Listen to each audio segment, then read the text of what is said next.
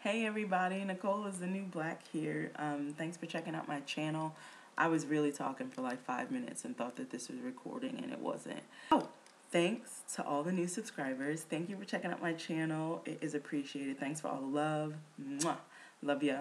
And thanks for all the blessings, emails, and words of encouragement. It's great. I'll continue. I'll give an update on my hair later. But this is a general blog. I was inspired to blog today because I've been seeing on YouTube a lot of videos about back to school and the significance or insignificance of going to college and why college is just useless, and having their bachelor's in their chosen field all opened up no additional opportunities to them. They are graduating 4 years later with tons and tons of student loans and in debt up to their eyeballs, and would be paying that back until rapture. And they are not realizing the benefits of college, where college was sold to them as this door opening opportunity. And as a person who has benefited from going to university and getting my bachelor's, I do not have a master's, and having my bachelor's, I just wanted to share how you can better utilize your bachelor's. And I think one of the major issues is that, college is sold to a lot of people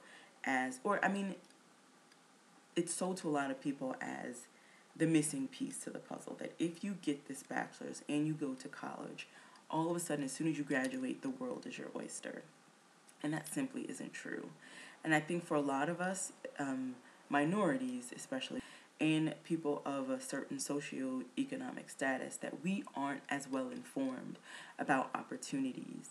And a lot of the times we are the very first person in our families to go to college. So we really don't know what to expect. I mean, we just don't have that networking capability. We don't necessarily have examples of people that have gone to university, how they've succeeded, strategically placed within the industry, and we can use those networking opportunities to basically, expand our knowledge.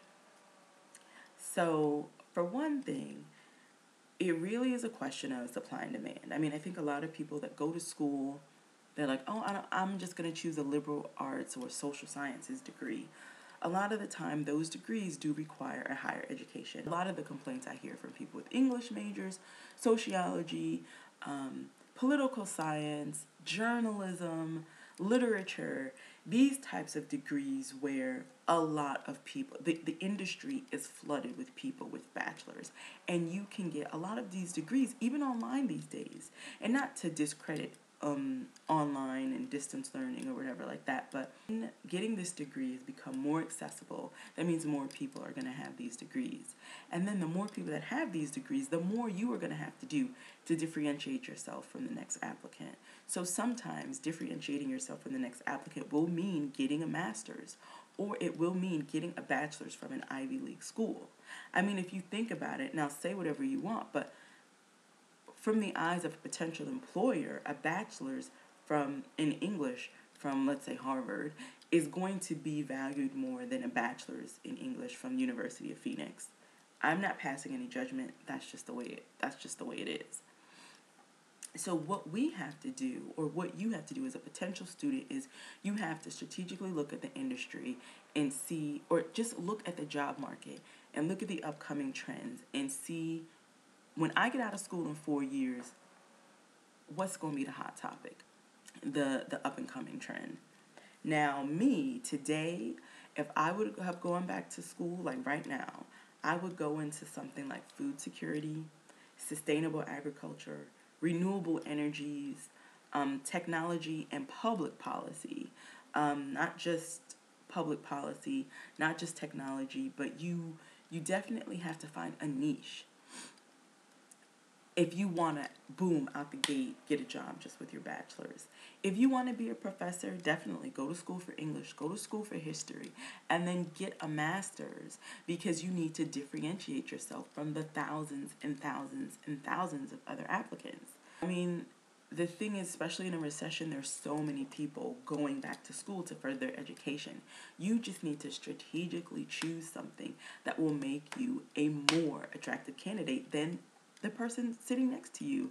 That's what you need to do. When you sit down in your classes and everybody, you like, boom, 50 of these people are taking the same curriculum as me, getting, comparable grades as me. What is going to make me more employable than them?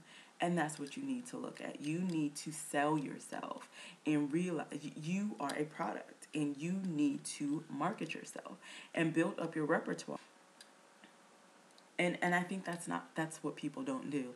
They just go, oh, well, I've always been interested in history, so I'm going to, major in history. And then you go and you major in history for 4 years. You take some really interesting classes.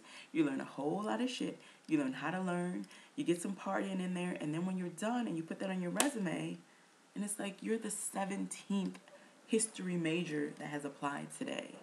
What can you do that these 16 other people cannot do?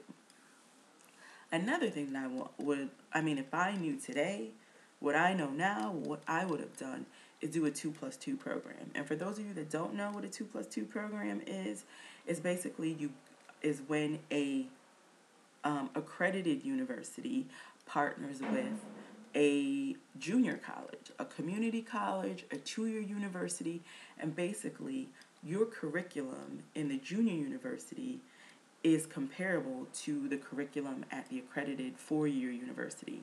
And basically, you can transfer in. Like, once you get accepted into this 4-year university, but you attend your first 2 years at this junior college, and you save money. And then you transfer in after the 2 years into your 4-year university, and you pay that price, but at the end, you get, Okay, so a 2+2 program, and you basically get your bachelor's from this 4-year accredited university at a fraction of the cost. Now, it took me 5 years to get my bachelor's because I also had internships, and that really, really helped me. Some people opt not to do that. They're like, let me bang this out and get my degree in 4 years. But then again, I sat back and I said, boom. How am I? First of all, my grades were not that great. I said, how am I going to differentiate myself between my peers that are getting 4.0s and knocking it out the park? And I said, I'm going to do what I do best. I'm going to work. I'm going to get some professional experience. And when my resume came out, I listed my years of experiences and my internships and my letters of recommendation, and my degree was the last selling. It wasn't my first selling point. It was my last selling point, because here I was fresh out the gate, but I had worked with this person known in this industry, and this company, and he was my mentor here, and people had known this person, and and I was building up my network. So I would say definitely rule number 1 is to save money, is to do a 2+2 program if you can. And second of all, is choose an industry where people are in high demand. There are people there. If you look in any type of economic magazine or top 10 economic trends or industries where we're lacking people, do it. And it changes every couple of years. Another great example of when, the industry is flooded is with your MBA. You can get your MBA from anywhere now. Anybody and their mama is offering you an MBA. And it's like, if you got $20 in a dream, we're going to give you an MBA. And what you have to do now is that these people that are going to get their MBAs, they really have to come from universities with really, really, really strong business programs. You can't just get your MBA from, University of Nicole is the New Black and be like, yeah, it's my MBA, boo. Check it out. I got a 4.0. Check it out. They're going to be like, who are you? Who's this university? If you want your degree to work for you, you're going to have to figure out. And it's sometimes not going to school for something that you love and you dream about, like, oh my goodness, when I was younger, I always wanted to be a fine arts major. That's not going to necessarily pay the bills. Like, me, I went to school for imaging science. And imaging science is not what I dreamed about when I was a young girl, believe me. Calculus, differential equations, physics, chemistry, radiometry. It was really, vision and psychophysics. This was not what my dreams were made of when I was growing up.